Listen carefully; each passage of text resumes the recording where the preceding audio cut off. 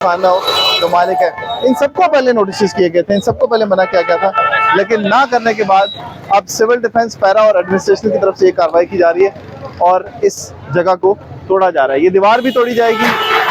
और ये ऊपर से ये जगह भी तोड़ी जाएगी। जितने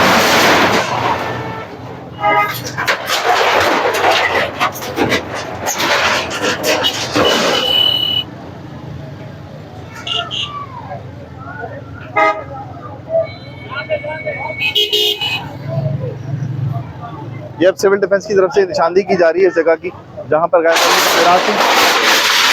तो अब ये तोड़ा जा रहा है।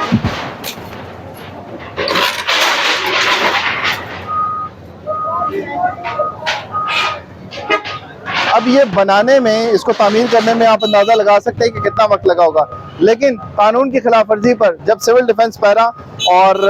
एडमिनिस्ट्रेशन ऑपरेशन करती है तो ये हाल होता है। 2 मिनट नहीं लगे होंगे और ये सारे का सारा जो कारखाना